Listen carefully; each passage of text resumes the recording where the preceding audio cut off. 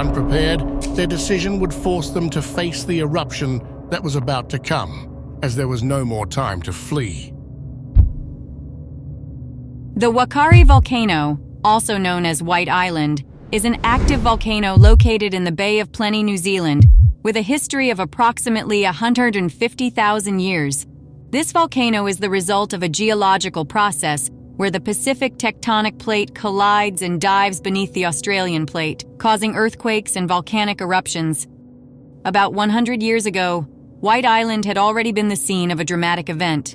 In 1914, a rock, mud, and water avalanche claimed the lives of 10 workers from a sulfur mine.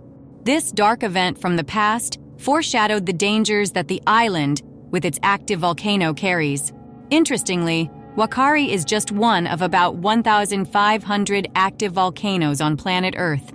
These dormant giants, scattered across the globe, are a constant reminder of the powerful forces that shape our world.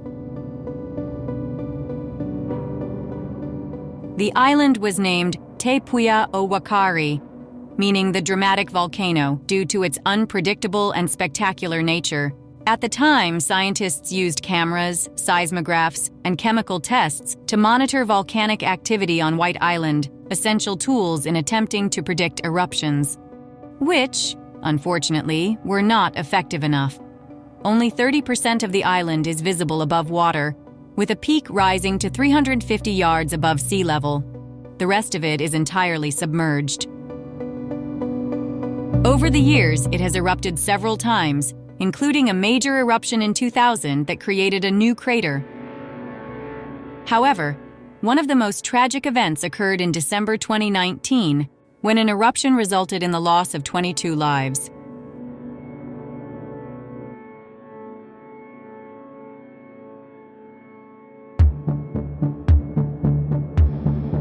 The day started sunny in a region near the volcano area, with vibrant colors and intense heat. The guides warn about the dangers of the place, but the desire to explore the location is strong.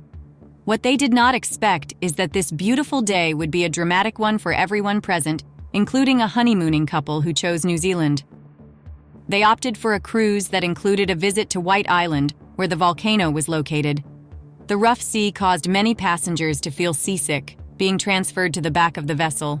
Despite the situation, some passengers, including the family, enjoyed the trip. The journey lasted about 90 minutes, with several people vomiting due to the boat's rough movements. While some opted for the boat, others chose the helicopter, a shorter flight of only 20 minutes.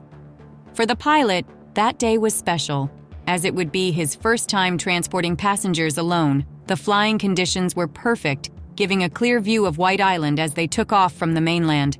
As they approached, some said the scene reminded them of something from the Jurassic Park movie. As they disembarked from the boats, they soon smelled the characteristic scent of the sea and sulfur, and saw the arid and volcanic landscape. The absence of lava and steam gave the feeling of being in the middle of nowhere. During the walk, the guide explained about the island's natural phenomena, such as gases trying to escape through the viscous substance and the formation of sulfur structures. At this point, the guide informed them that the lake used to have a beautiful green-blue color, but that day it was white due to possible nighttime activity where ash had fallen. Although this did not worry the guides, this detail began to create tensions among some of the visitors, especially after it was mentioned that the island was at a high alert level for volcanic activity. As the group approached the crater, around 2 p.m. local time, the guide presented the view of the landscape. After a few minutes of exploration, it was decided that time was up and the group needed to continue their journey back to the boats. During the return, suddenly, the volcano erupts.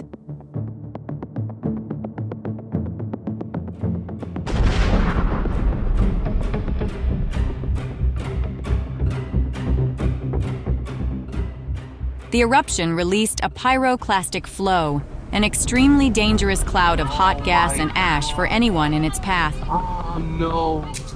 At first, the tourists do not perceive the danger and even find the situation interesting. They took pictures and compared the smoke cloud to a chimney. However, soon the situation becomes dangerous, with the eruption increasing in intensity and rocks being thrown into the air. Go.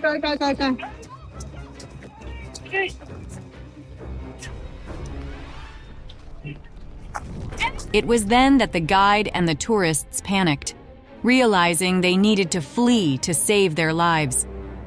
They run, but the ash cloud approaches rapidly, forcing them to seek shelter behind a large rock formation. Finally, they manage to take shelter, but the situation is extremely frightening, with total darkness and scary sounds around. Some tourists manage to take refuge in a helicopter, while others are forced to jump into the sea to escape the ash and projectiles launched by the volcano. They describe the terrible experience of being trapped amid chaos, where the survivors are aware of the seriousness of the situation, but know there is not much that can be done other than seeking shelter and hoping for the best. Struggling to shield themselves from the intense heat and ash, clinging to each other in desperation. The smell and heat are unbearable, and the burning sensation is almost intolerable. Some even try to avoid breathing to prevent inhaling the extremely hot vapor.